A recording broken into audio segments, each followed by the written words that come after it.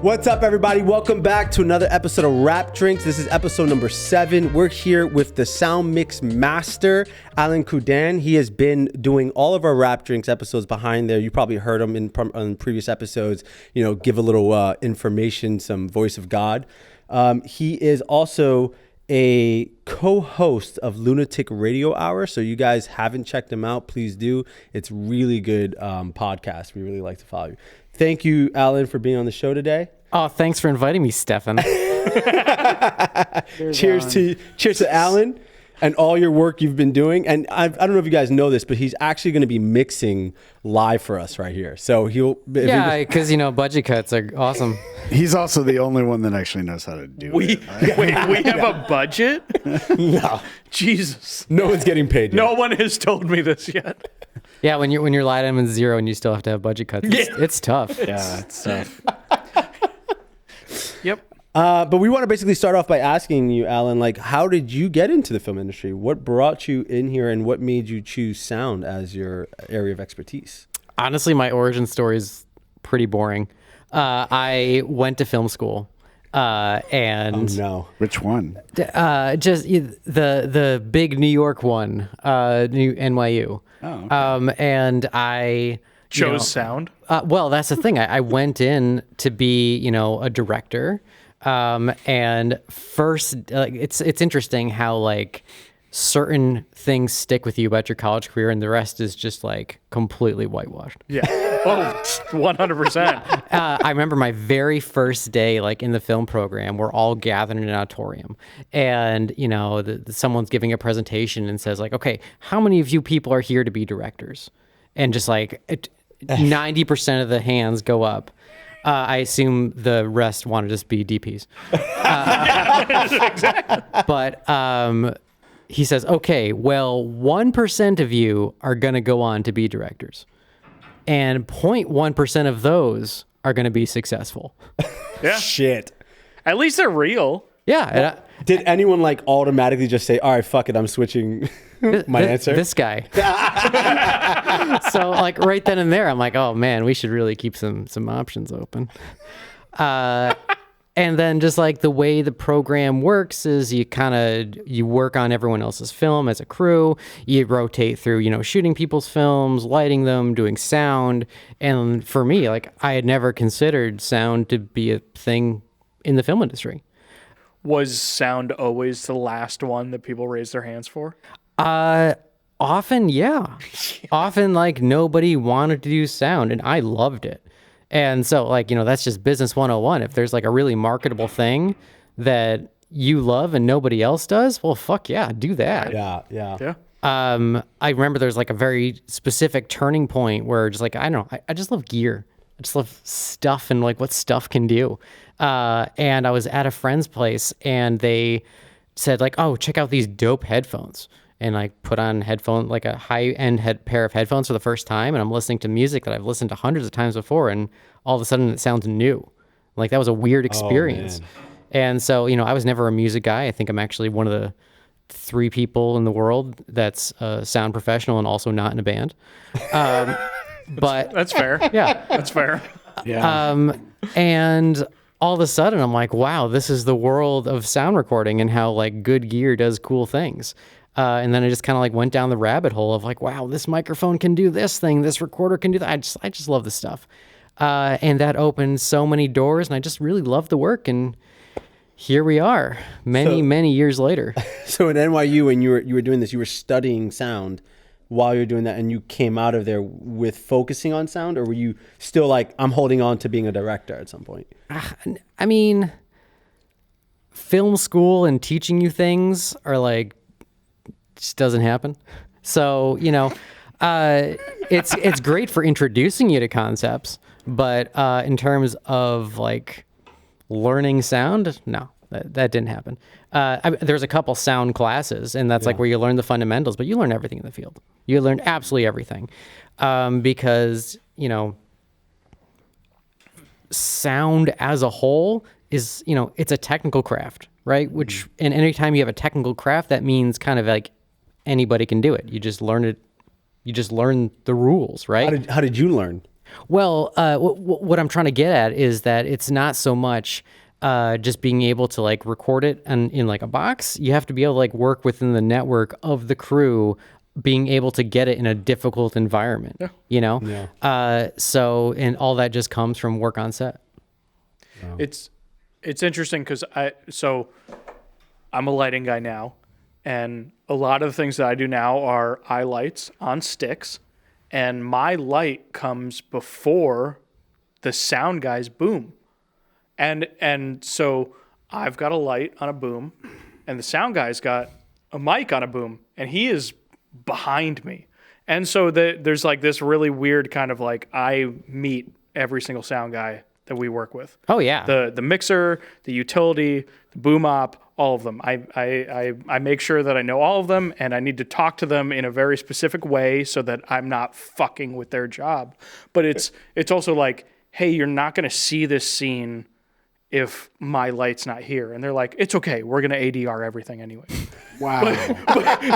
But that's the sound mixer that's telling me that, and the boom op doesn't give a shit. That's a sound mixer who has like a sound studio that specializes. Oh, 100%. Because they know they're. I'm gonna double dip. Yeah, so he's like, I mean, and I guess that leads into my question. So a lot of the time, I feel like not a lot of the time, but maybe a good percentage of the time, there's like this. The sound mixer is like, hey, I'm here for reference. Do you go into projects thinking that like you might not be a priority? Good question. It really depends on the project. Okay. But So that is which ones?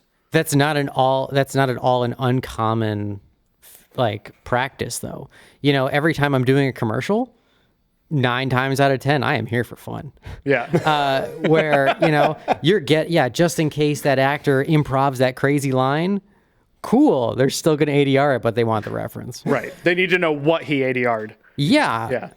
But there's the other side of this of like, when you're working on doc, you get one chance at this. Yes. You know, you are never bringing these people back because they are not actors. Or the other side of the spectrum of you're working with like really high-end talent where they just don't have the budget to bring these people back to ADR. Then they roll out the red carpet for you. It's you know, there's always like, you know, the joke about, and you're just like, you know, fuck sound, they don't matter. But it's like the parabola where, things don't matter.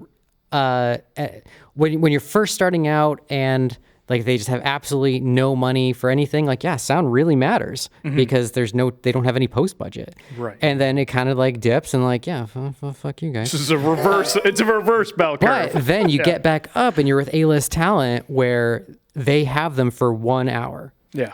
As they're however many hundreds of thousands of dollars they're paying them. Like, that's your one chance to get them. Make sure it's good. Okay. Yeah. I also think there's like an incredible amount of trust that you have to give in a sound guy. Cause like in that way where it's like, okay, I only have this talent for an hour. Do I have an IFB? Like if I don't have an IFB and you're the guy listening to it, like I need to know that you're recording it and you're not like, it's scratchy as fuck. And you're just like, What's an I'm not going to know. Honestly, it. I don't know. Like what's an IFB for our listeners so they know what it is? Show them all. Show the kids. these things that we're listening to right now on. Allow us to hear each other, basically. Yeah, these things. The International Breathing International Federation of... Interrupting foldback. What that means, I don't fucking know. is But that that's what it's actually IFB. called? The sound guy doesn't know. Interrupting Oh my foldback? God. Interrupting foldback. I had no I fucking clue that's what that was called. don't know, but that's what it stands for. Never heard it. Yeah. Never heard it. Why do I call them Comtex? Because Comtech is the brand name. It's like Band-Aid. Oh, Yep. yeah. That's true. Interesting. That's And does actually, I love that explanation. That was awesome. Is Comtech like specifically just for isn't interrupting Foldback? foldback? Is that all a Comtech is? Yes, it's a personal listening device. But Comtech specifically has been really adopted by the film industry for such hilarious reasons. First off, they are like bulletproof. And so, normally you're giving out, 20 of them to your giant group of agency and clients and everything. And clients are children. They drop them all the fucking time. Absolutely. They're not only going to abuse them, they're going to leave them places. They're going to take them home, all the stuff, right? That's what a utility is for. Yeah. There you go. But also, they're just they work on a frequency that just doesn't sound amazing. So what that means is you don't have all of the, it just kind of sounds kind of hissy. When people are speaking, you have that underneath the voice. Yeah. And what that means is that when your micromanaging director or producer comes over and you're like, I'm hearing a little bit of interference on this. It's it's just the context, sir. Don't worry. The recording is great. But and they have to trust you. Yeah. That's what I'm saying. They have to trust you for that. Yep. It's trust. Wow. So tell us about your transition once you graduated from NYU into sound. How did you make the leap and get the first job and get that trust from someone to be like, hey, I'm Alan. Hey, trust me on this job as your sound guy. He's still working on that. Yeah.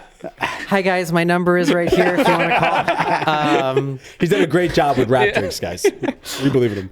Yeah, I actually wrapped up school as quick as I could. I got out. I took extra courses, got out in 3 years just as fast as I possibly could because I was already getting big boy jobs, and to turn down commercial rates to go to sociology 101. It's that's not fun. Right.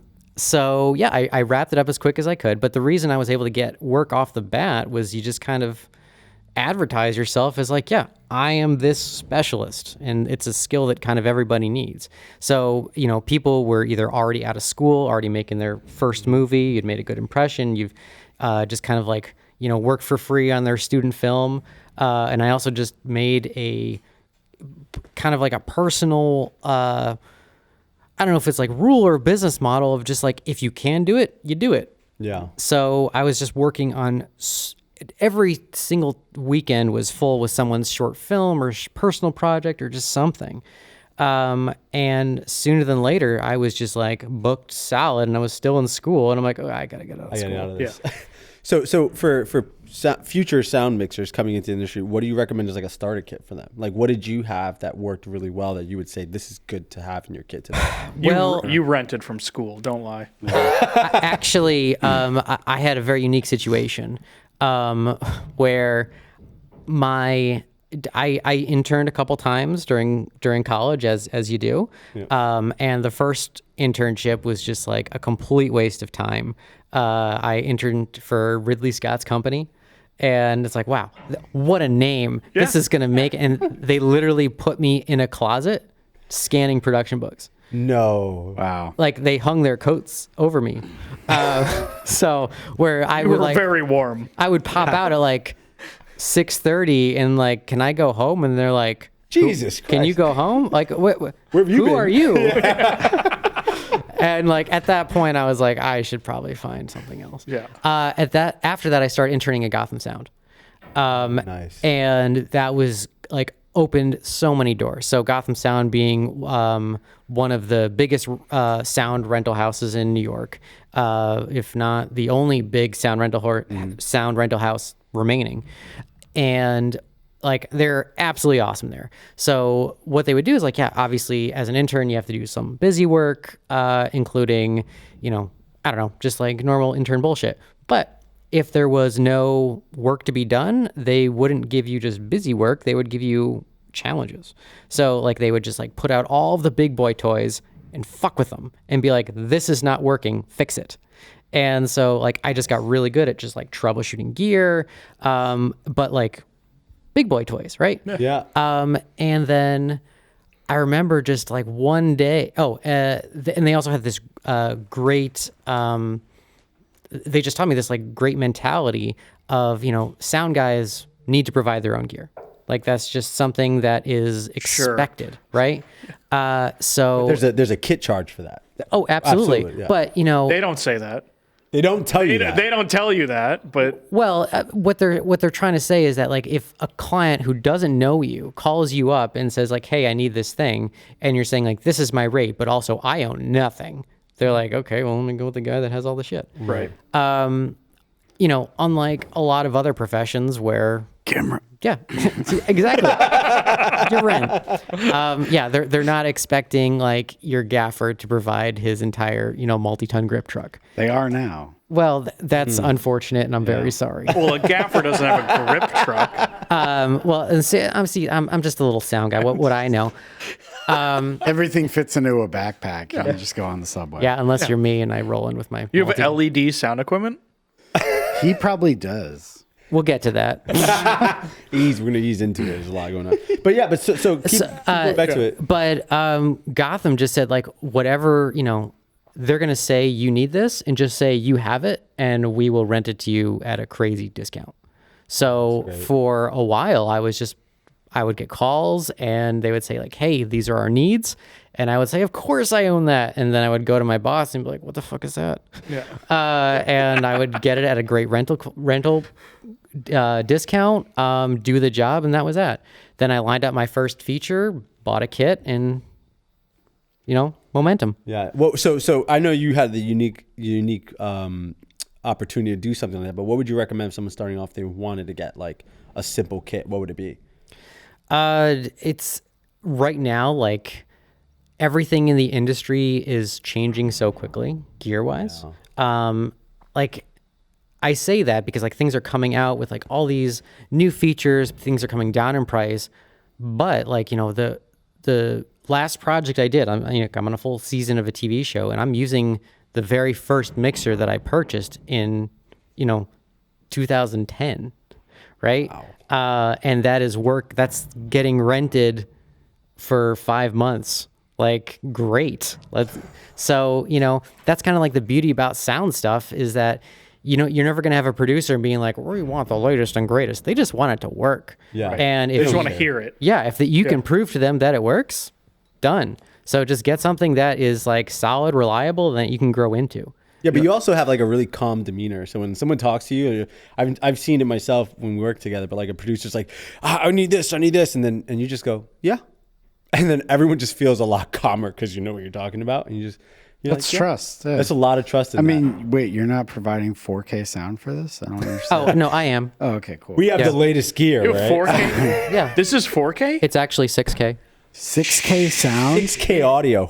See, Holy shit. yeah, it's all just about confidence. It doesn't really matter what you What's say. the bit rate that we're getting out of this? Is this like in log? Are you recording in log? It's actually 32-bit float. Oh, cool. It's higher than log. Wow. No idea what that is. 128-bit? Question. Yeah. I have two questions. This is like a double parter. Are you union? I am not union. Okay. And Do you find that people actually ask you that when they're looking to hire you? yeah, I mean, this has always been the big decision that I've had to make multiple times throughout my career about like, do I stay non-union? Do I go union? And multiple times throughout my career, I've kind of wavered, but I've always stayed on the non-union side. Why is that? There's a few different reasons. First and foremost is I just love the like all hands on deck camaraderie that I get from the non-union world. Okay. So I hate staying in my lane. And being able to have that mentality and still have a successful career is, I think, quite the skill set. Nice. So, I love being able to help,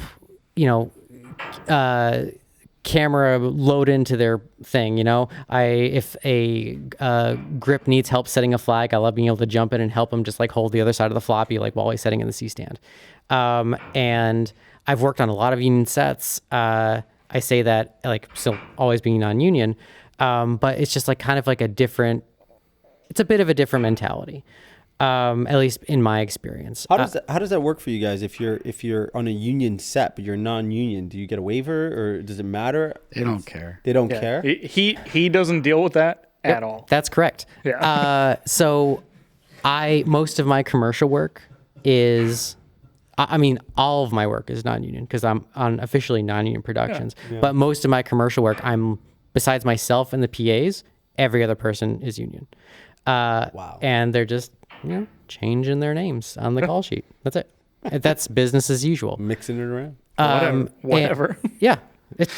No problems Work there. is work. Yeah. But I also like dabble in so many non-sound things.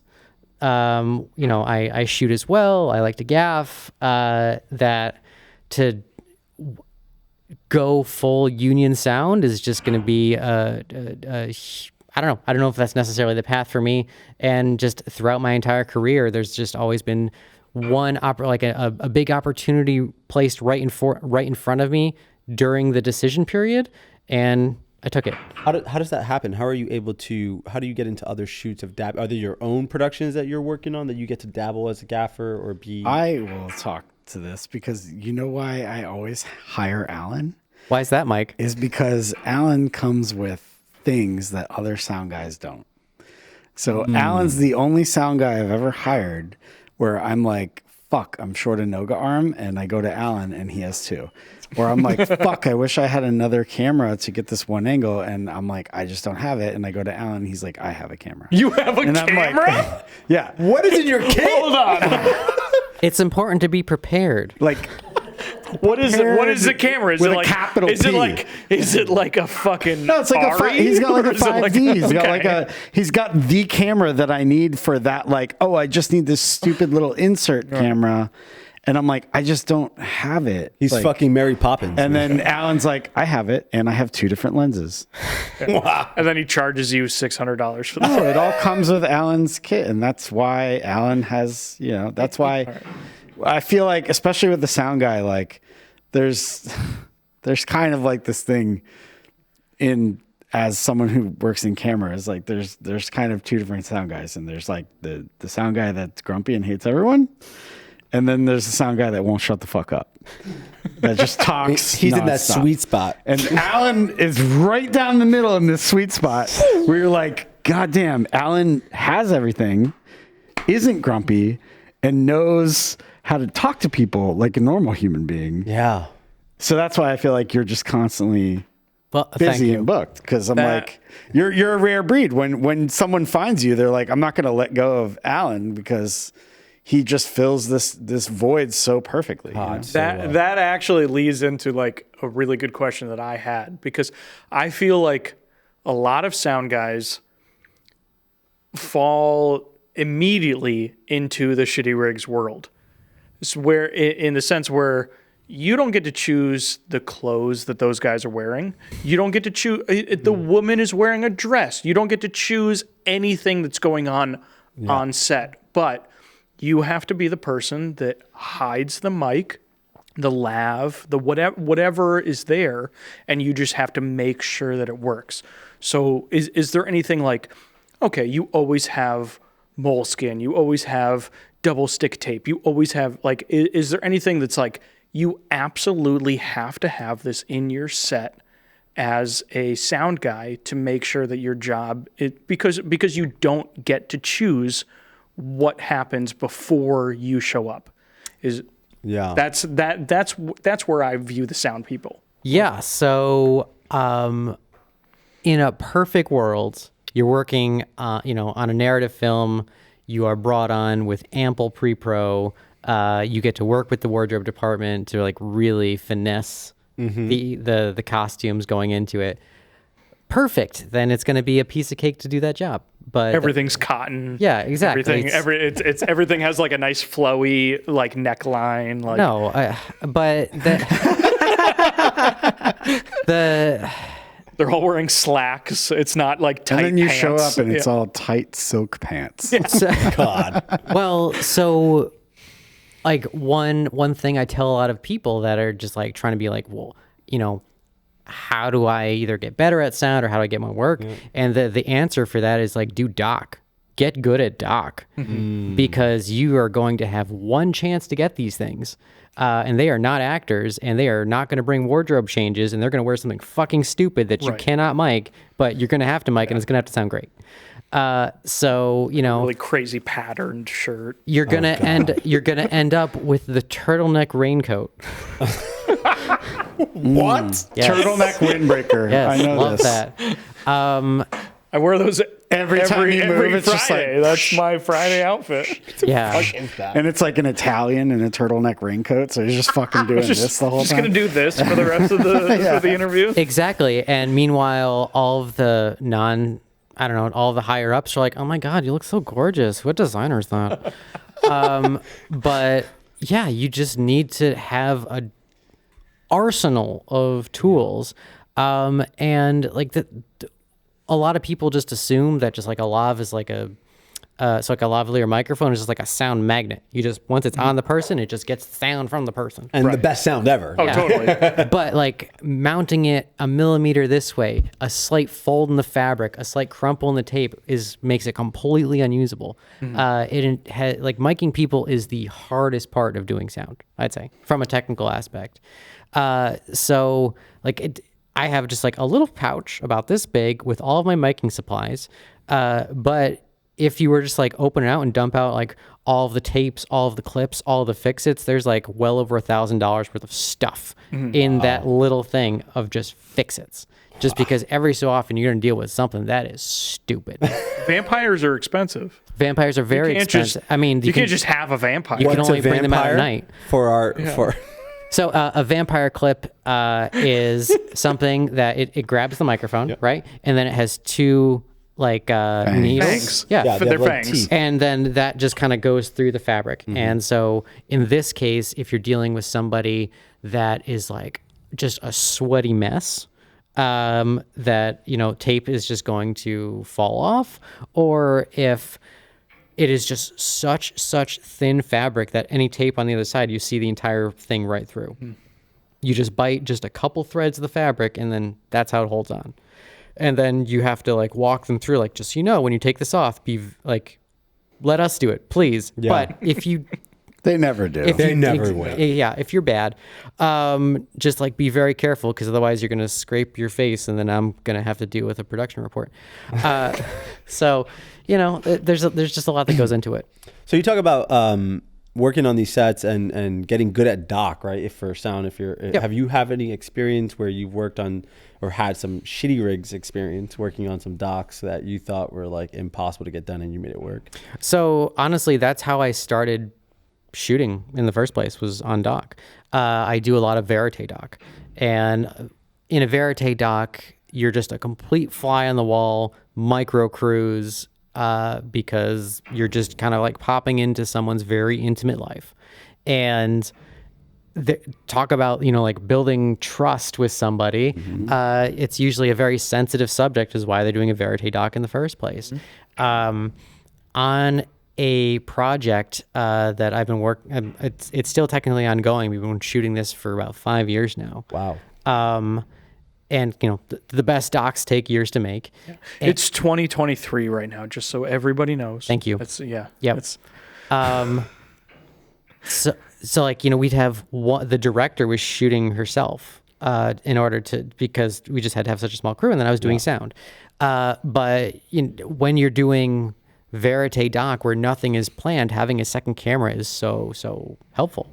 So I designed my sound rig so that I could have like a small A7S just like on a belt clip, where when shit went down, I could clip the boom to my chest, run the lavs, and then just start shooting B-cam. No fucking you're way. an asshole. No fucking way. You make everyone else look like a fucking amateur. That's why he what gets you're hired saying. all the Yeah. fucking That's time. why he gets hired. Yeah. That's why you call Alan. All right. But, you know, in this case, that is just how you do this project, right? There's no other way that this project is getting done. We've had many conversations about bringing extra camera people on, which we've tried, we've done, sometimes to great success, other times to just like the talent kind of closes off. You can't fit them. Yeah, they don't, or they're like the room's too small, or yeah. Or it's just like you're dealing with a really, really heavy personal subject matter, and they don't want this stranger. There's a guy right here, like. Exactly, like who's just like trying to get macro shots on the photograph of their. Again, I'm trying to be vague about this, but okay. Well, no. So I mean that's a good point. So like you're at the lowest level, the sound department is doing the booming, the mixing, and the shooting, which is absurd. At the highest level, the sound department is doing the booming, the mixing, and the utility. Yeah. Can you talk about that gap at all? I don't like the gap. I like just being able to like jump in where I'm needed. If I have bandwidth to do a thing, I like being able to just jump in for it.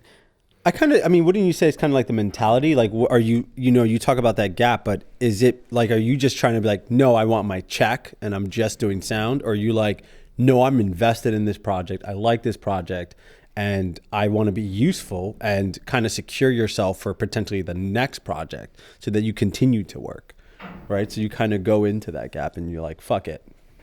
Depends on the project. That's another t-shirt right there. Depends on the project. Yeah. So it takes a lot for me to drink the Kool-Aid. Okay. After you do something for more than a decade, like you've seen a lot of things, it takes a lot for you to be like, this project matters. Yeah. I'm with you on that. Yeah. I have done so many indie features that just they can go fuck off. But so if you're doing indie feature after indie feature after indie feature, ignoring the you shooting the sound portion as well. Yep. If you're doing all of these like, hey, I'm just a sound mixer kind of person, who do you bring with you? Is it just you?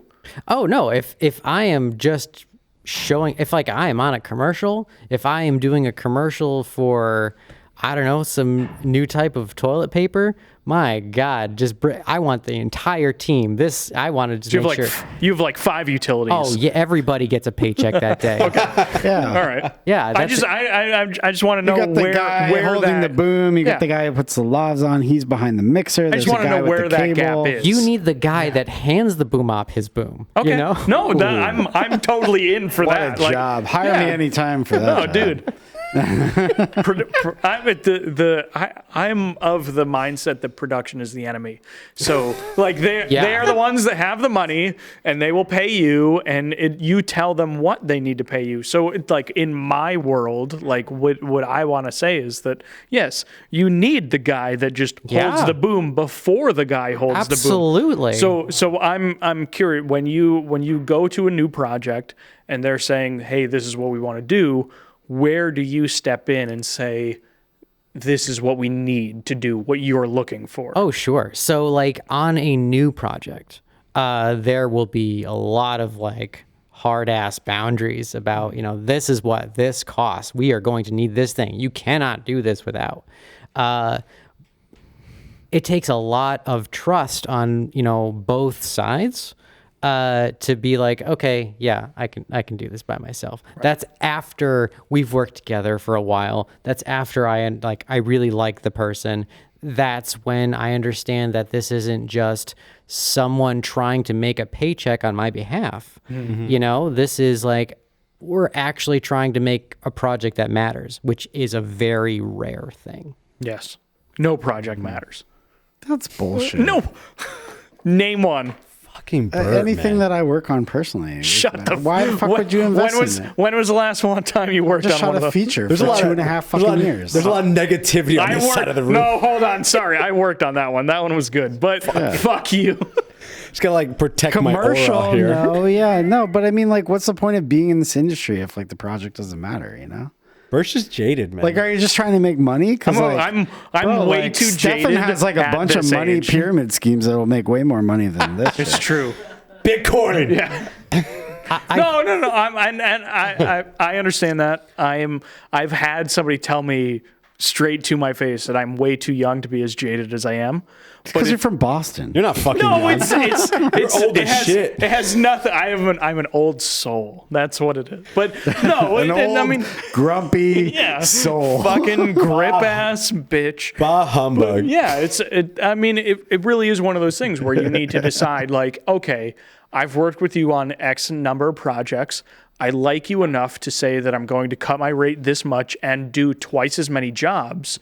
Like it is a stepping process to say, like, you don't want to jump into the industry and say, oh, I'm going to do 3 jobs for a third of the rate. Like, no. Why, You're not only shooting yourself in the foot, you're hurting everyone else in the industry simultaneously. And from there on out, like, those people are only going to ever hire you for that job where you're not getting paid what you're doing. So that's a good question, a good segue into a question of how do you determine your rate when you're starting out in this industry, and how do you because sometimes if you're trying to get a repeat client that in the future they're going to do work every year, you kind of want to be like, okay, I'm going to give you a discount, but this is a one-time discount and not my standard rate. How does that work for you? I'd say my best repeat clients are the ones that, like, yeah, I give them a discount like when they need it, and it's a very clear relationship of I'm doing you a favor. And then they come back to me with a huge budget on the next project, and they pay me more than my rate because they're paying me back for previous stuff. Now, is that something they do out of the goodness of their heart? Yeah. Because producers sometimes exactly. It's all about figuring out who you want to work with, and that's the beauty about being a freelancer. Yeah. You can choose who you want to work with. So it's the people that continually take advantage of you that, like, yeah, you say, oh, sorry, can't, I'm busy. You got to realize there's also like a huge divide between like freelance producers and union producers, because like if you're a union producer, the amount of fucking bullshit that you're dealing with between IATSE, SAG, DGA, like not Bert's union. I'm not trying to make me. But that's what I'm saying. I'm saying is like the amount of bullshit and like bureaucracy and red tape that they have to jump through to like fucking hook someone up to a wire and lift them up 10 feet in the air is fucking insane. Whereas like in the freelance world, if we don't like the producer, we don't pick up their phone call again. Yeah. So just a side note, right before the pandemic, I took all the steps to join the union. And I went as far as going to my very first union meeting.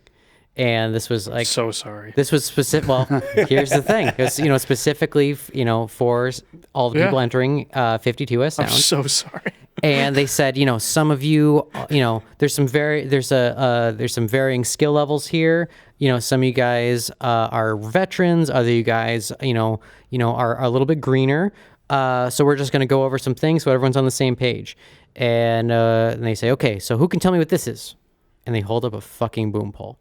Oh my God. And I'm not defending the union, because I get good work out of them, but at the same time, when you join the union, you join as a utility or a mixer or a boom. Like, there are different levels. You're joining as a specific position. And can you only do that position? Depends on the union. Depends on the local number. And it really is one of those things. So it's like if you're, I don't know how New York works specifically, but in Boston or LA or something, you're joining as a specific position. And that will dictate what you do from there. So I'm very pro-union just across the board. I just really disagree with how 52 is run. Same here. Pro-union, anti-union management. Yeah, because that's the thing, to join as a mix. Like, as soon as like I was in the process of joining as a mixer, they say like, oh, what do you want to do? And I said, I want to mix. And then they're like, oh, okay, you're gonna run cable for the next 6 years. And I'm totally. I'll throw this out there. I worked in 52 for. Mike knows I slept on his couch for fucking 5 years. I worked in 52. God bless you, Mike. Dude, fuck. I worked in 52 from 2014 when I got in a union to 2019 when I got on a crew back in Boston. Like, I worked, it wasn't every day, all the time, always. And you worked on awesome projects. Yeah, and it's fucking great. I worked on some really fun stuff, but it was 5 years of almost like driving to New York on Monday morning and driving home on Friday night. And it was one of the, it takes something out of you. Everywhere you go, there's a very different. It's a different local. Yeah. It's a different. It's a different. I mean, it's a different mindset. What you have to do to get into that local, and what you have to do to keep working in that local. 100%. So there's like a very different, like where you are depends how you want to act and move forward in your craft, and that's why it's like a very like, well, I want to do this. Figure that out very early in your career. Yeah. I mean, but how do you figure that early in your career? I mean, you're getting into the industry just and finding explained it. out. You go to fucking college and do everything. Yeah. College is a waste Figure of out time. what's Find your fun. niche. Find like the goals. specific. Listen, I went to college, and I feel like college, man, is like such a waste of fucking time. Did college tell you to invest in Bitcoin? No, and if fucking did, I'd be well off right now. No, but for me, college, like, because I was fortunate enough to get a scholarship into college, so I didn't have to necessarily pay for college. But I look at a lot of my friends and the fucking, like, the loans they have. There's no way they're paying off their fucking loans anytime soon. You know, I think college only has one purpose: is to get your foot in the door. Unless you're going for like a technical degree, you know, or like to be a lawyer or doctor. College in this industry, I don't feel like is necessarily important to do this thing. It's 100%. I think honestly, where Alan went to college is like the best. I mean, NYU different. is like one of the best places to go to college for film because you network. That is Network an awesome segue. Yes. Do you feel like going to NYU helped you meet the people you needed to meet to succeed in our industry? As begrudgingly as I don't want to say it, 100%. I know. Okay. I know you're right. Yeah. Well, and because me and Mike went to the same school, and I said this on our first episode.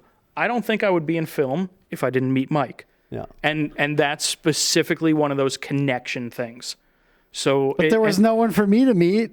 right. but that's the thing. Hang on. Yeah, hold on. You worked 10 times harder than I did. Yeah. And that's what it was. So it's like, yes, film school is absolutely a waste of time unless You go to certain film schools and you know the value. Like you, as you explained it, when everyone raised their hand as to be a director, it's like you immediately saw the problem, and as opposed to trying to like force your way through it. We're like, I could actually use this to my advantage and like kind of like. Yeah. And then everyone went to make their first bullshit indie feature, right? Who they call? And yeah, I did most of them. And yeah, you know, honestly, I look back at some of those movies, and it's like some of those are like some of the like most special memories of my life, right? Just like due to like, you know, I don't know, the camaraderie. you don't have to lie. That's bullshit, Bert. I think you're right. I think like, I mean, Adam kind of said it too. I don't want to like kind of like put this together, but like those movies, there's something about working on an indie, right? It's like there is, and like, you know, I did my time. Like, you know, I was working, I don't know, 5-6 features a year for most of my 20s, and like ends up being a lot of movies.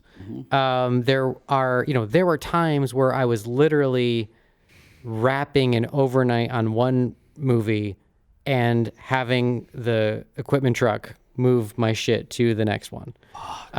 You know, like these are things that you do when you're starting out.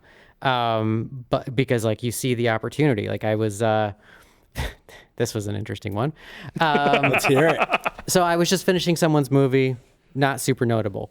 However, the next project I had recently, someone had come to, I emailed my like sound professor back in, just like, hey, what's going on? And he's like, oh, my friend is mixing this thing. He's a big mixer. You should go shadow him.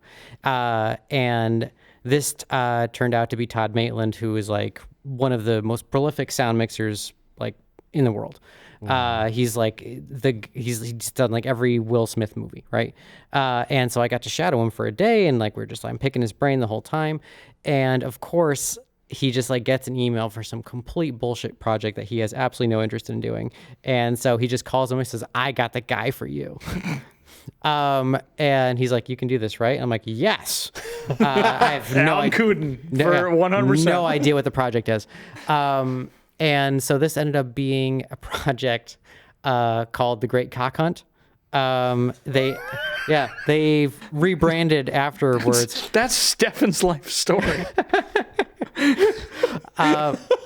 So yeah, this was done by the creators of Sex and the City after Sex and the City ended, and they had enough money for either a single pilot or an entire season of a web series. So they just optioned for the latter. And so I just jump on this thing with, every department head is in their like late 40s and 50s, and I'm like 21. Young guy. And yeah, you just do your absolute best, and you never know what kind of opportunities you're going to walk away with from a project like that. How is that feeling when you get into, these opportunities, and it seems like you're the yes man, right? You're always saying yes. And then after you say yes, you're like, oh fuck, I have to figure out how to do this. Like, what is your feeling, your process in that? Do you feel like a lot of people should take that risk/reward option to like say yes, and then research everything they have to do in order to do the shoot? I mean, we are in a very dicey time right now where, like, I would love to say, like, yes, everyone should do whatever they can, right?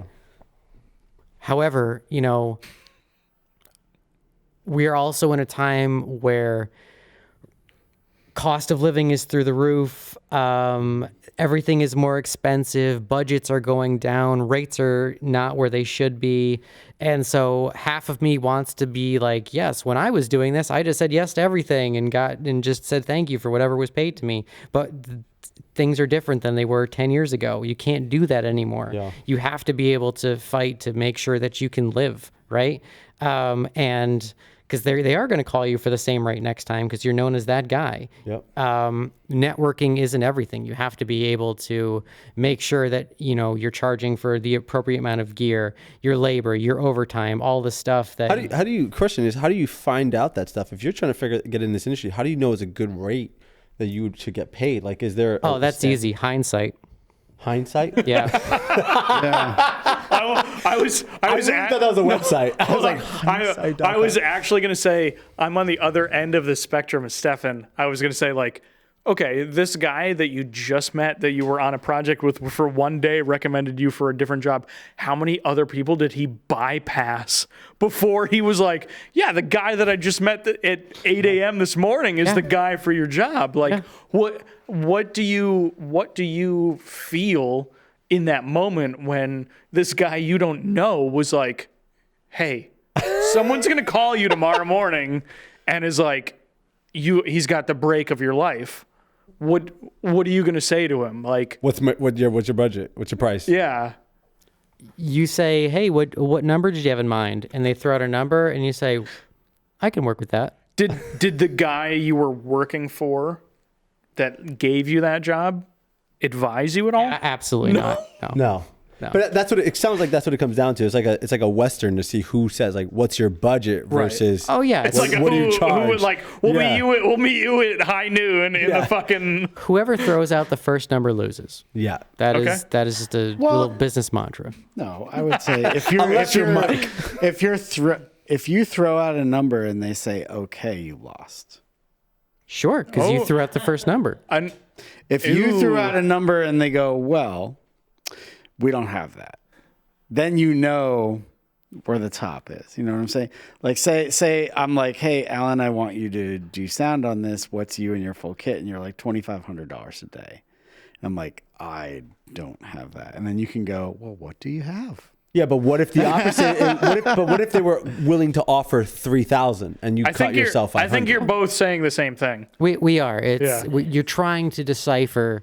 I think you do it a different way. You say, what do you have? And I just say some mystical number. No, but very high in the sky. Because I've honestly done this a bunch of times, and like a few times I've said a number and they've been like, sounds great. And I'm like, really? Okay. Sure. Cool. Yeah. All right. Multiple days? I mean, Nice. in my one of my favorite things to do is when they throw out a number that is so much higher than anything you've ever worked for. You're like, well, normally I would work for even higher mystical number, but this is the first time working together. I'm more than happy to cut you a deal, and then somehow everybody thinks they won. Yes. But this is the main difference between working union and non-union. Is like that exact conversation. Yeah, you right? get what you're get gonna to get throw paid. that number out. Yeah. I just show up and go, yeah, I think I'm getting paid this. Yeah. But you're going to get paid that consistently, Yes. and we're going to get paid it like one or two times a day. Yep. But And I we'll mean- relish it for a while. We're going to talk about it. To segue a little bit, just to get off Bert's fucking dismal plan. All right, Bert. 1-800 help Bert. You know Sad what I want to corner. talk about is there's I feel like every time I'm left to do sound, I always create some fucking shitty rig to make it work because I don't know what I'm supposed to do. Like I'll do the gaff tape football and like some random other shit. And Yeah, don't do that. And it never works. It never works. What's And the then gaff football? You make two little gaff tape footballs. And you No, put the just mic. do not give a tutorial. Don't do This it. is bad advice. It's so fucking bad. But like, I guess what are some like rigs that you've had to encounter, minus like this being a shitty rig, like Oh yeah, I mean, so I think wait, this hold is. on. In Alan's defense, we do this on purpose. yeah, we do this. This is set up as shitty rigs. This isn't. Alan's not like this is how I would professionally set up a microphone. No, I This- love this. Yeah, He's gonna add this to his No, portfolio. mic stands are floppy. These are fucking rock solid. Hold on. This is a mic stand. Yeah, but it's still got a long arm and a gobo head. did you know a gobo head fits on a mic stand? I didn't until today. Yeah, no. So I mean, one thing about the sound department is you should always, in my opinion, it's best to be self-reliant. You should always have what you need to do your job. Relying on other departments requires asking favors. And as the sound department, we are constantly asking favors. So for just like really basic necessities, if you can provide it of your own, go for it. Because there are going to be so many other opportunities where you're just going to need someone to do something. So, in this case, like, yeah, we're borrowing your C stands, but that's because, I biked here. Yeah, it's also because I like you. Yeah, I always exactly. bring an extra It stand. was for them. 0 degrees Yeah. Well, outside. yeah, when it you was a very, biked. very cold ride. We're filming in the winter, but it's Right. the In spring. what state are we again? Wyoming. Wyoming. Yeah. So Wyoming is a very cold state. Super Buffalo's cold. outside. It's incredible you biked here on that long. Yeah, from 20 4 from New hours? York. It was wild. From Brooklyn. But Brooklyn, Wyoming. But yeah, like, so I was like trying to think of like, examples of shitty rigs that I've done as sound. And as my career has gone on, they've kind of gotten fewer and fewer, mostly because I just like have all like the little tips and tricks that fit in my kit, right? But they're usually small. It's not like you're not going to have to jerry rig a menace arm. You can't just like keep a small menace arm kit in your side bag. You just can't do that. Do you honestly think that those aren't shitty rigs though? Where like, okay, now you're 2 years into your career and you have to clip a mic to this thing on the wall instead of setting a stand to clip this thing to the wall. Like, it's like, do you really think that that's not a shitty rig because now you're just one more year farther? Or you think now you need to talk to this person to get something to make that shitty rig a little better? So like these things, Yes. these Dinkum arm clips. Yeah. Please click our link below. What's the Affiliate bullshit mark? Thank you. Our affiliate link below, guys. Yeah. There's not one. Yeah. Shut but- up, Bert. Yeah, but like these are amazing. Like I can't tell you how many times they've rigged like an overhead camera, right? And that's almost exactly where we need a boom. I'll just put one of these on with a wireless transmitter for a shotgun microphone. There's our boom. I wouldn't call that a shitty rig. I just call it utilizing other stuff. You just ask permission to clip to somebody else's shit beforehand. And if they said no, you have stuff where you can rig it on your own. Alan's They just say, so you just clip it without them seeing it. And then Yeah, until they go to break it down. I'm like, what the fuck is this thing? Have you had any situations where audio has failed you? The bank. oh, No, that's a joke. Yeah, I mean, there have been times where no matter what you do, it just falls flat. You know, sometimes you're going to be in a wide shot. You can't boom, right? And they're wearing that stupid turtleneck raincoat. And so, they're mic'd, great, but what are you going to do? It sounds so bad, and then of course, like, okay, wow, we finally got it working. Then it starts raining. So fun fact, if it rains, your wireless reception gets crippled. So all of your wireless mics just have awful range. They sound terrible. And yeah, again, eventually there's just so much you can do. And I feel like just part of this industry is just being able to know when to be like, you know what, there's nothing I can do in this situation. I can't take this too personally. I just have to do better on the next time that I have an opportunity to improve. Mm-hmm. Wow.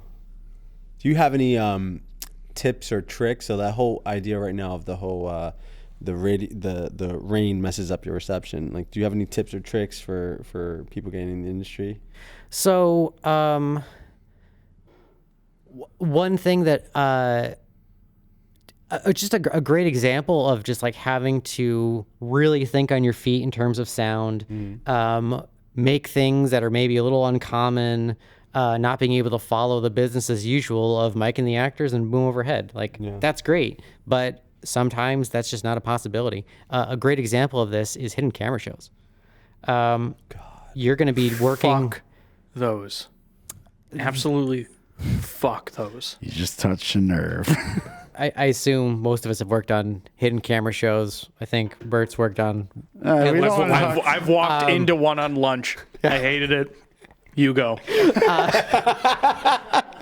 So from a sound perspective, the trickiest thing is like, so how do we get sound? We get sound with either miking the actors or a boom pole overhead. Neither of those work for a hidden camera show. Yeah. Like, that is completely different from every single other department. Yeah, the minute you see someone holding a boom, you're like, wait a minute. Wait a minute. Cat giveaway. So in this case, like, you just have to get sound in very unconventional ways. Can you say what show you were working on? Just say it and we'll beep it. Yeah, I don't know. Isn't that crazy? Yeah, that's nuts, dude. I can't believe you worked on that. So we would work on these, and the thing is, like, the people don't know they're on a show, but we need to be able to pick up their voice. So the main way that we would get these things is like stash mics, right? You just hide microphones in places. But we're shooting a lot of these things in New York City in big open areas. God. Like, everyone who's worked on a film set knows that there's the constant battle between the boom op trying to get the microphone as close as humanly possible, right? And people walking down the street. And so it's like, well, okay, if that's how close a microphone has to be, how the hell are you going to get this stashed when you don't know where they're going to be? Yeah. So, you just start, making shitty rigs. Yes. You put microphones in absolutely anything and everything that can hide a microphone. Where have you hid some microphones? So we were doing one thing in a hardware store, and so down every single aisle there were microphones hidden in all the different product. But the thing is, everything has to be acoustically transparent. So you're like, really like feeling out like the material, like, oh, is this type of like wall insulation going to be acoustically transparent? You put the microphone, it works, that works. They're going to be like rummaging through this bin. They they already like hid the GoPro in there, but like, rummaging is going to fuck with the sound. Right. So, you just kind of have, so you like make a fake molding around the edge of the bin and you put some PZMs or pressure zone microphones like along the edge of it, so that, you also don't know which side they're coming from. You're just kind of like shoving microphones absolutely everywhere you can. You just have 60 microphones. And that's the other thing. It's like, well, you have to cap it somewhere. So eventually you have to make one that's flexible, like, one that can just like react when all the others fail. And we would do something that the producers called human booms. Human booms. Human booms, which seems very obvious, and I hate the name, but that's what they would call it. Basically, we would just put a whole bunch of lavs on a rando, right? And they would just go stand around the action.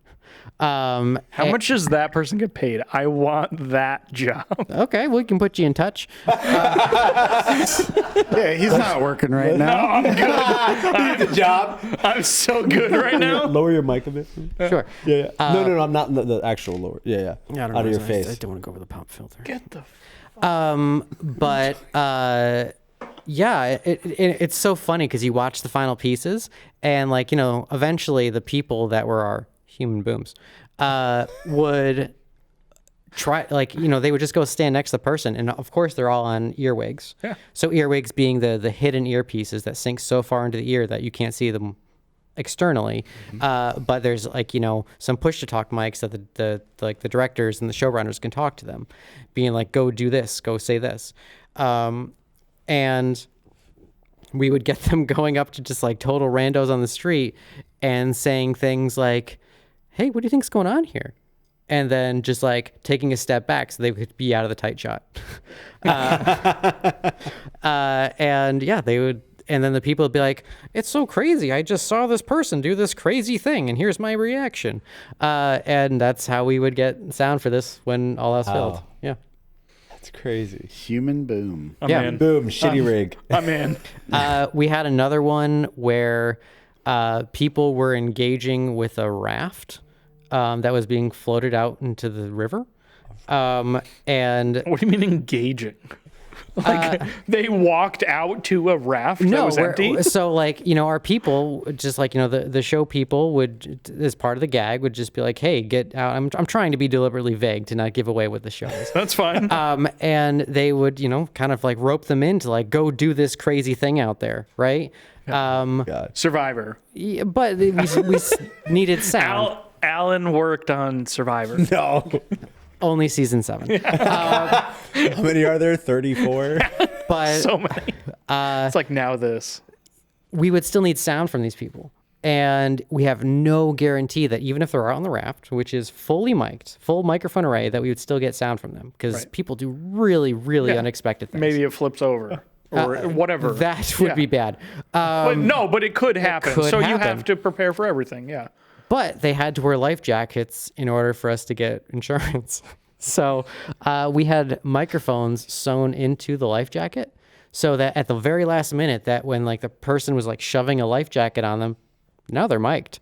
They have no idea they're mic'd, but now they're mic'd. Yeah. You're an asshole. That's awesome. That's really cool. Yeah. Where do you shove it in a life jacket? Do you want me to show you?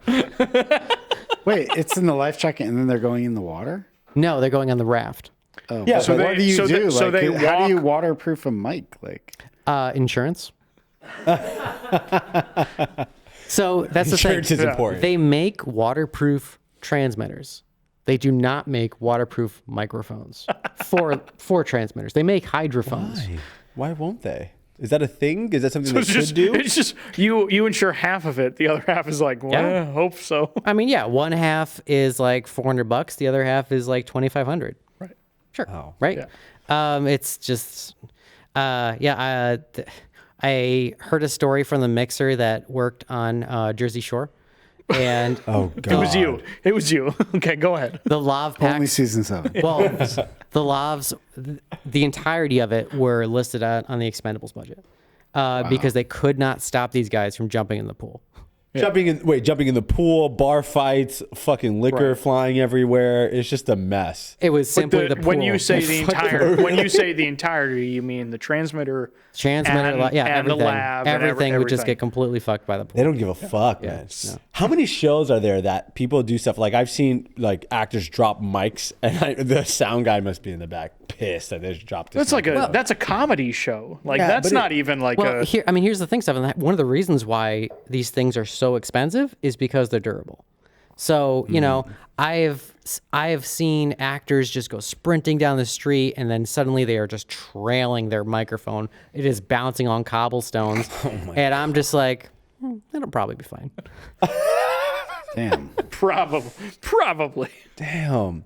But it seems like you deal with a lot of situations where the actors and the people who are mic'd are at fault. Have there ever been situations where you've been at fault, where you've been like, fuck, this has been a horrible day, and you've bounced back from it and like have been resilient? How do you come back from that? Like if, especially if you're new in this industry, you don't have a long lineage of like success and you're like, fuck, I fucked up. How do you just bounce back from that and keep going? Honestly, like I think that's one of the toughest parts of any kind of creative industry, really? Where you are responsible for something, you give it your all and you come up short, like, yeah, that's a tough thing for absolutely anybody. But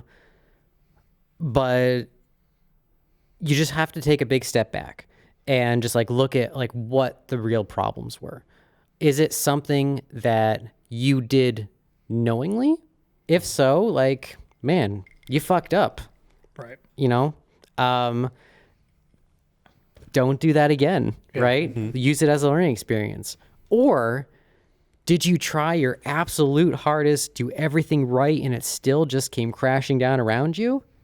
That's not on you, Like you said, hey, what if they jump in the pool? And they were like, that'll never happen. And you they were like, jump in the can you tell pool. me, can you promise me that they won't jump in the pool? And then they do. Yep. That's not on you because you have hopefully an email that says, I asked this. Yeah. And then they said it won't happen. And then it did. That's on them. And that comes down to like Mike's point. That's about trust. Yes. Like. And that's the difference between working with somebody the 10th time and the first time. Like that's the trust you gain. Yeah, right. but I can say, it's also about being honest about when you can say, you know what, my bad, my fault. I take responsibility on that. And you come back fighting the next day. Don't ever do that. It's always production's fault. It's a very. Don't listen to Bert. No. I'm going to agree with Bert on this one. That's really? one thing. That's absolutely one thing. If production can't absolutely blame you via a whatever specific circumstances, it's production's fault. Yeah, but if the situation, and I want your opinion on this, Alan, but if your situation, because Bert has one side, and my opinion is like, I understand what he's saying, but if it comes down to it and you're like, no, it can be that I didn't fucking turn up the audio for whatever reason, like you take responsibility. No, I'm still with Bert here. Really? So you can privately come to terms with this. You can 100% acknowledge that you fucked up. Yeah. But you can't be like, you can't go to the higher ups and be like, this was my fault. Because you are, excuse me, because then you are actively sabotaging future employment. It's a real shitty way of the world. No, but it's 100% one of the, it's almost like when you put something on production or production something puts on you, it's trial. It's almost like a fucking like jury trial. Like you're going before, and the judge is basically who has what written. It really is. I won't go as far as like pinning it on production or something. But if nobody said anything, I would always say it's production's fault. Yeah, but because they're the ones that made that situation. If nobody said anything, it's absolutely not the crew's fault. I'm sure, but I'm saying more like in a situation where it's kind of like you for some reason didn't like put the audio on, like Well, He didn't hit record. That's a different story. Yeah, but I'm wondering, Or like, how is it? So It's production's fault. So It's still production fault. You rushed the take, so I didn't get to hit No record. one said roll audio. So I mean, here's a story from, I think this was maybe my second job Jersey Shore, ever. season 7. Right. Yeah. And I rented all of this gear that I didn't really know how to use. You know, I'm less than 20 at this point. Yeah. And, you know, I learned the very valuable lesson of don't try to learn gear on the day of using it. But I gave them the mix track, but the ISO tracks weren't armed. So they didn't record, right? And I get the call a month later being like, where the fuck are all the ISO tracks? And I was just so apologetic, being like, oh my God, I must have really fucked up. I did all these, you know, and that just, you have to take a step back and look at like what you could take away from the situation. Like, this is a mistake I will never, ever make again. Which means if they were to hire me again, they can guarantee that this is a mistake that would never get repeated. But because I was like, man, guys, I really fucked up, they'll never hire me. They won't hire you. Have they? Because this was a long time ago, right? Have they ever called you back? Yeah. No, of course not, because in their mind, I'm the ones that ruined right. everything. You know? Had I been like, guys, I'm sorry, I'm not sure what happened. Right. You know, then I'm not pinning anyone. Maybe they would hire you again, and it wouldn't happen. Yeah, exactly. Well, it's guaranteed at that point not to happen. Well, you would hope. Right. Yeah. I mean, I would at least make the conscientious effort, Yes. right? Yeah. So, you know, it's tricky. Like, yeah, you should always take responsibility for your mistakes, but in this freelance world, you got to be careful. Yeah. That's interesting. So what clients do you work for that you love working for, and what are your favorite jobs that you love working on? Just Jersey Shore.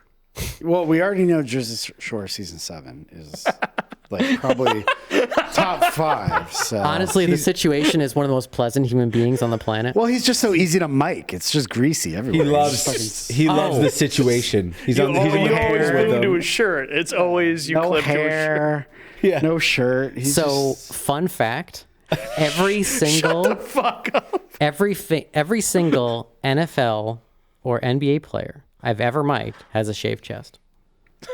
What? it's for aerodynamics. I was going to say that aerodynamics. You go a little faster. No NHL, no MLB.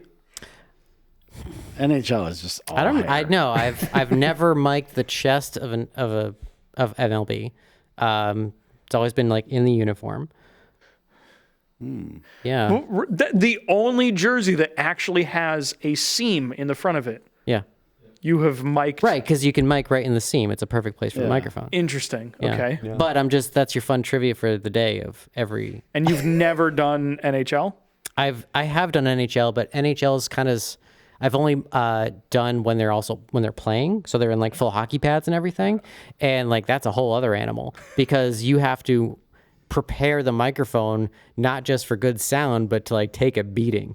to go into hockey pads, Yeah. which we all know. No, You're but not coming out of hockey pads. When if you- you're going when into you hockey. You don't need to do that for NFL because they don't actually take a hit. So Well, no, that's just interviews. Yeah, they just wear it in the helmet. When you mic these NBA players, do you have like a step stool or something to get up there?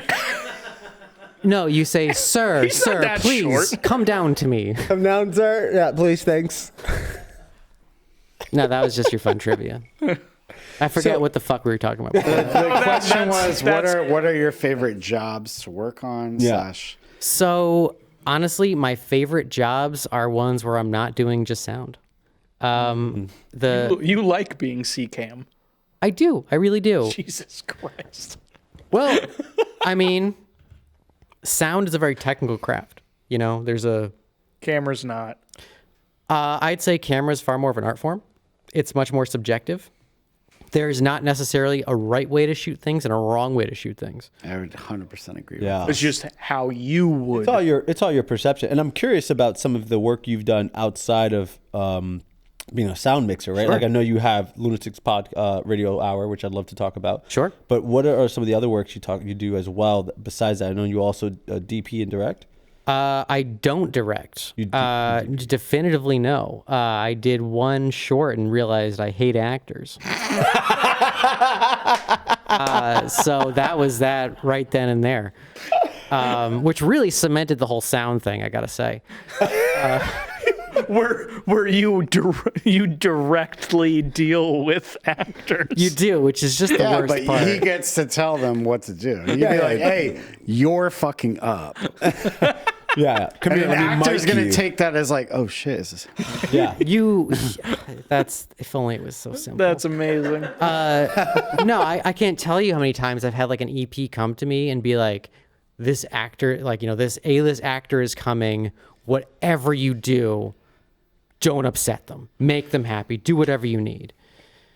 Or do whatever they need. And I'm just like, oh, well, fuck. Okay, sure. I'm going to do my job, but... Awesome. Well, I get why that's annoying, because it's not about the actor. It's supposed to be about the fucking vision of the work, right? And telling the story and not being focused on the fucking actor. Absolutely. And like my job requires me to take them out of their element. I'm strapping thousands of dollars of equipment and metal to their body and being like, just pretend this doesn't exist.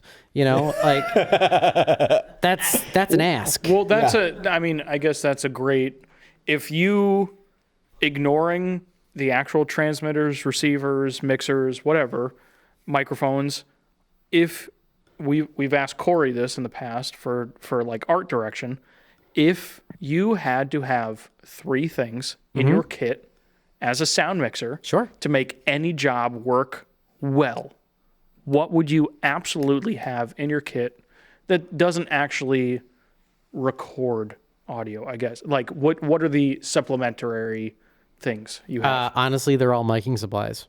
So one, Joe Sticky, one of the best adhesives out there. That's like the double stick, like It's the- Affiliate link. Affiliate link on the bottom. Click it. So it's snot tape. Yeah. The best part about it is like, the harder you push, the more it sticks. So it's like a variable adhesive. If that's not a fucking t-shirt quote, I don't know. the harder you push, the more it stinks. I'm going to add it to the list. All these quotes, by the way, will be available at shittyrigs.com. Can we make they a will, Joe no, they will Sticky? not. Yes, they will. I want to make a Joe Sticky shirt that just has that quote on it. Yeah, but it also doesn't make any sound. So like, unlike every other tape that as it pulls makes sound, this is silent. It's fantastic. I would use also Super Stick, which is like, it's just another 2-sided tape, but it's tape. And it's insanely adhesive. You put that, if their like skin is clean, like not oily or anything, if the microphone goes on there with Super Stick, it is not coming off all day. What? So for the first 2, I mean, you had 3 you were talking about with Bert here. What? The first 2 are sticky options. Like why? They're all going to be sticky What's the options. difference? Prepare. But hold what's on. the difference, though? I'm curious. Yeah. Hold on. What's the difference of the 2? You don't use Joe's Sticky on skin. Okay. It's only for fabric. So because it's like a goo, right? If you stick it to fabric, like there's all the nooks and crannies in fabric. It just it just grabs onto it, and it's going to be on the fabric all day. Yeah. If you're going to skin, Joe Sticky. And the last thing I'd say is just transport medical tape. You can tape wires down. You can kind of tape anything down. It's hypoallergenic, and it does not come off. So moleskin. I actually have moleskin. Really? I have a reverse of that. Is what are the top 3 things that you would avoid? Oh. So generators. No. Not like obviously. Silk? Yes. I'm saying like in that same world of like you're talking about things that adhere microphones. So it's like I remember I said the gaff tape football. Yeah. So like tell me 3 things that you're like, please never do this. So yeah, obviously gaff tape does not make for very good miking supply. It's just not great. Doesn't stick to skin at all. Doesn't stick anything. No, it's It sticks to a lot of things. It rips paint off of a lot of walls. Yeah, but like not people. Not for sound. yeah. Like, are there like snake oil things in the sound world? You know what I'm saying? Yeah, snake oil. They have a bunch of just like specific sound fix-its. that just like this thing holds this microphone in this very specific situation. Like there's a company that makes things that makes mic concealers is what they're called, for like holding them in a tie. And they just sound bad. Like maybe I'm sure it worked in their clinical testing, but in a real world scenario, it just sounds awful. Like why wouldn't you just use a vampire clip to clip to the back of the tie kind of thing? It's like, in my case, I use hushlavs, which are drilled out little cones of makeup sponges, and it just goes right in and out of the tie. Whoa. Yeah, and so like that bit of sponge adds like a little bit of buffer. Dampening, Which is amazing. There's nothing brushing against the tie. I used to have like a whole bunch of like, oh, this is the perfect way to do things, and then someone will be like, well, have you tried this? And I'm like, what the fuck have I been doing all my life? So, I don't know if I necessarily have like a list of specific things to avoid, but like a lot of people make the moleskin sandwich, and I've never had luck with it. Yeah. That's not to say it doesn't work. It's just I haven't had luck with it. So it's something that's constantly like evolving, and you're like maybe some skill that you don't know that you'll encounter later. Well, one thing that's very important is that as new microphones come out, they're shaped differently.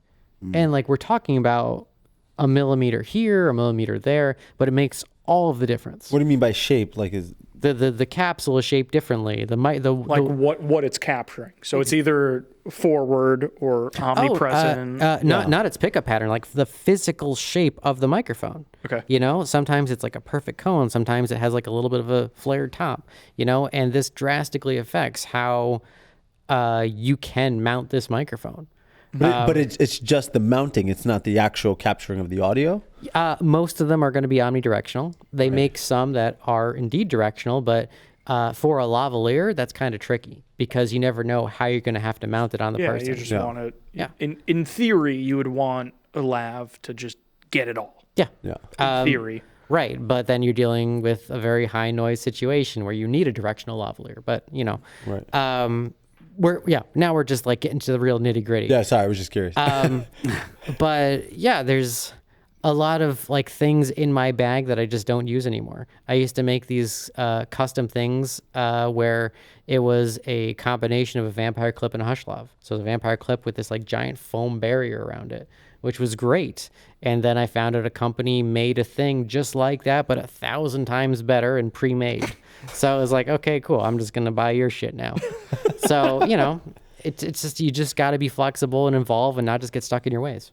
Yeah, I love it. I'm really curious about Lunatic Radio Hour. I'd love for you to tell us about your podcast. You forgot the Lunatics. Excuse me. Lunatics Radio Hour. I'd love to hear a little bit about your podcast, what you guys got going on over there. Sure. So yeah, it's a podcast now, but this started as a whole bunch of short films, of which you are intimately familiar. That's right. Gross. Don't. We're done. Cut it. It just got real good, guys. So when I met my partner, before she and I met, she was just cranking out like a horror short every single month, like just for fun. She doesn't even work in the film industry. She didn't date you for the sound. No. Okay. I just want to make sure. Just want to make sure.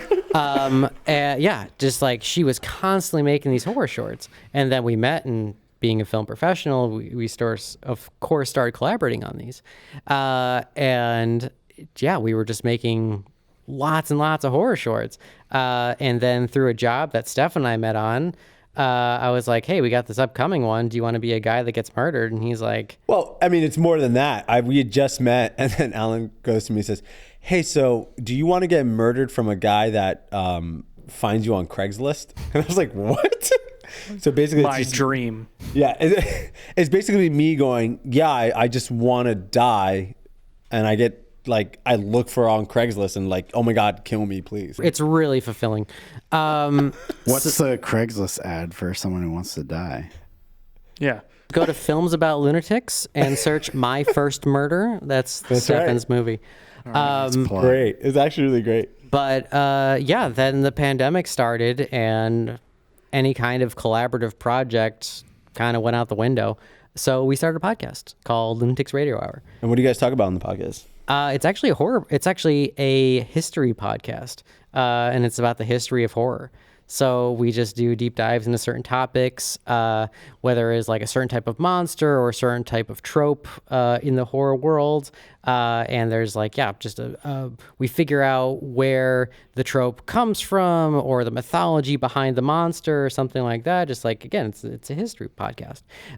Where can they find it to listen to it? Anywhere you listen to podcasts. Oh yeah. I love that answer. It's the worst podcast. It's better than ours. Yeah, because this isn't technically a podcast yet. Well, I mean, I love. There's no podcast that's like you can only listen to us here. Every podcast goes everywhere you listen to podcasts. Like that's the. I mean, it's a good answer. Yeah, no, it's great. I love it. So I really like this idea of a podcast. And like, how do you find your guests for your show? So most of it is, so Abby's really my partner, who's also co-host on the show, is really the creative helm behind everything. She's the mastermind, and she's the one that does all of the research, picks all of our topics. Every so often, I'm like, "Hey, can we do an episode on this?" And she'd be like, "That sounds fun."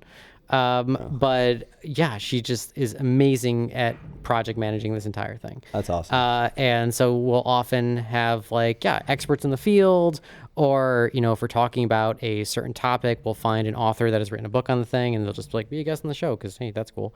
And then after every episode, there's a follow-up episode that is just all narrative.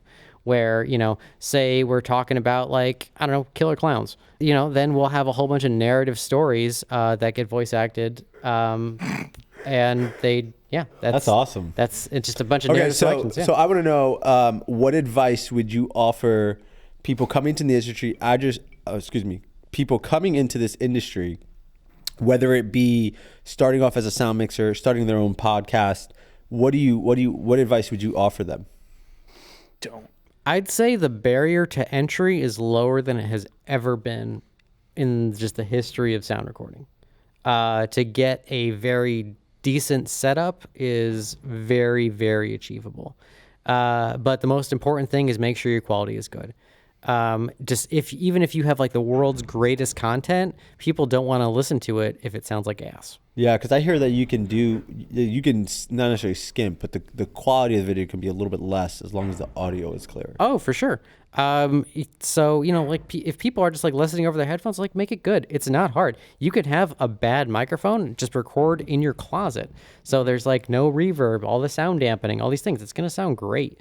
So, again, the barrier to entry is very, very low. Just make sure your sound recording is good so that people enjoy listening. That's why we bring Alan onto these things. Well, we also, could not do this by ourselves. If you go back to Shitty Rigs, jump on our Instagram. There's plenty of rigs of people hanging different sound blankets in front of their closets and mattresses in front of their showers, sure, and all these different things. There's ways to dampen. So we're drinking here and you're mixing here, obviously. But has there been a moment where you've been drinking heavier and mixing and heavier than this? Yeah. You only have 2 beers. That's not that much. Right on camera. Right. Okay. Yeah. So many years ago, I was doing sound on an absinthe commercial. And the director was a recovering alcoholic. Oh, shit. And he, they were just making these absolutely gorgeous cocktails. And this guy was fresh on the wagon, So these amazing cocktails would be made, and then he'd just be kind of pawning them off on the crew, just trying to get them not get chucked down the drain. Yeah. And I made the mistake of saying, yeah, never tried it. So, down one, down 2. Can't say how many I downed. How many times had you not tried that cocktail? Just no after the because they were all different. They were just making different cocktails again and again.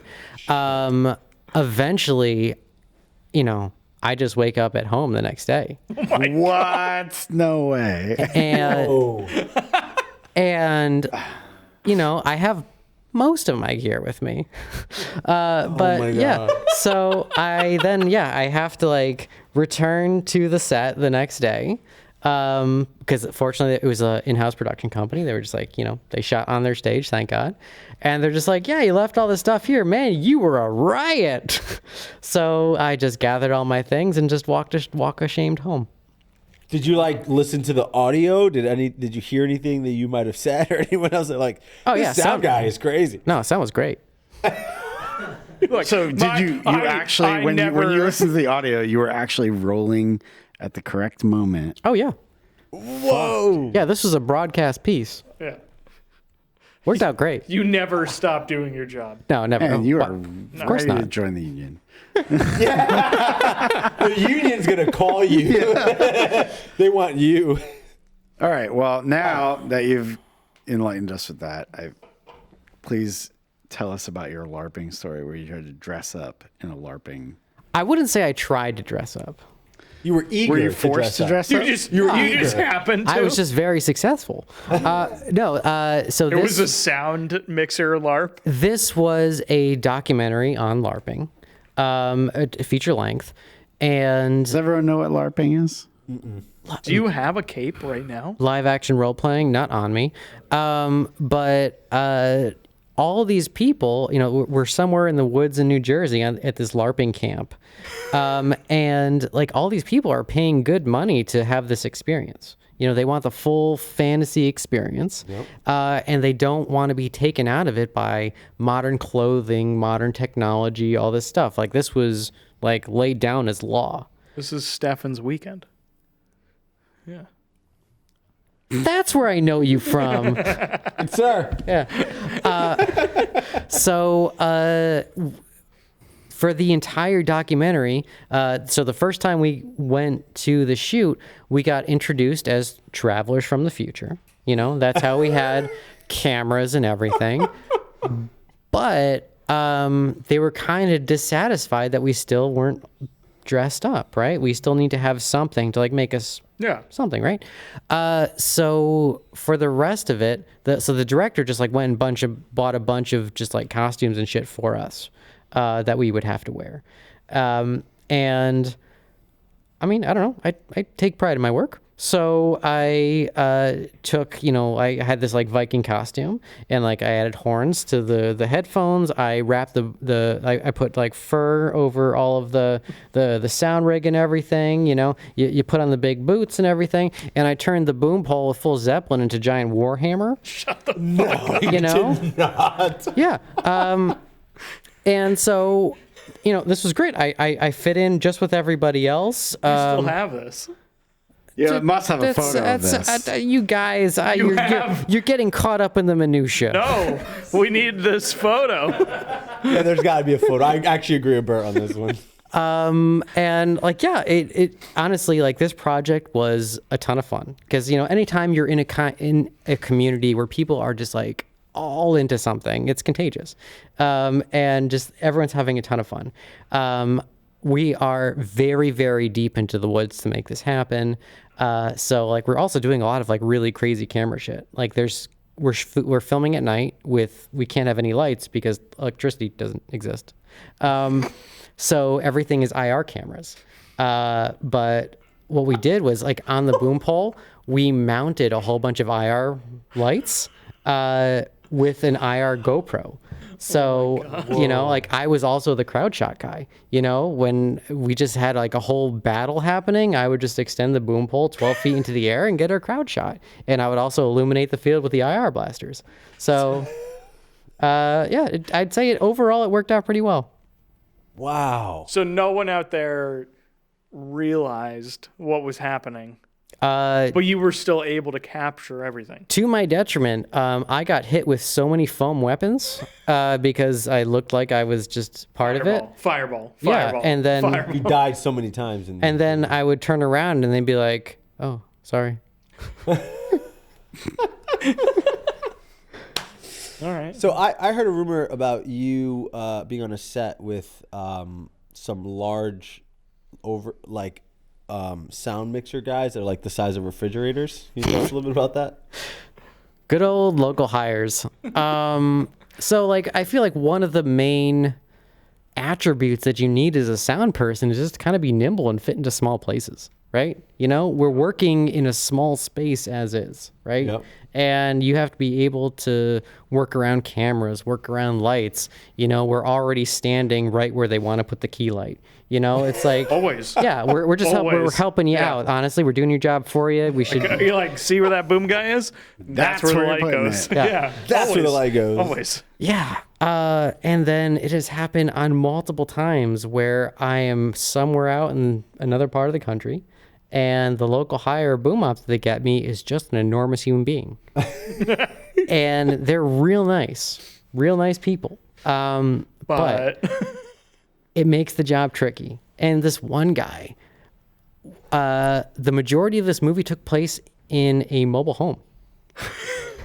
And this guy was literally, I was just eyeballing it. He was larger than the refrigerator. So where are we going to put him?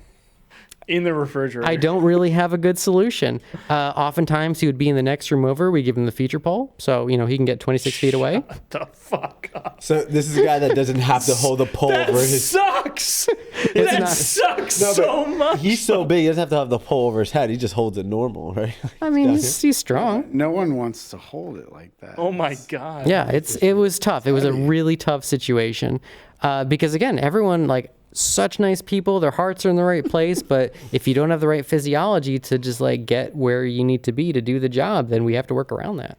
So I guess in that same vein, has there ever been a shot that like moves through a doorway or something like that where like the boom pole needs to get handed off, or you have two boom ops or anything like that? Like, you know, like on a separate movie that also had a large boom operator, we had a one shot. It was a one take sequence where it is our main act. It's like our main actor going like full John Wick through a brothel.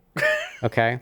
And like, yeah, he's like kicking down doors, running down stairwells. We go through 5 stories of this building. Oh shit. And we're dealing with, I don't know, 30 actors, you know, like 5 principals, but like 30 people that talk. oh my God. And this is a real micro budget thing. I was given 1 additional. So we have 2 boom ops. Perfect. And we just had this amazingly choreographed dance where, you know, one guy, you know, is for this part, then the guy runs into this room, kills this guy. At this point, this guy hides in the closet so the camera can go past. Then he goes behind camera. Then he kind of goes around the corner. Then he drops the boom to the next guy.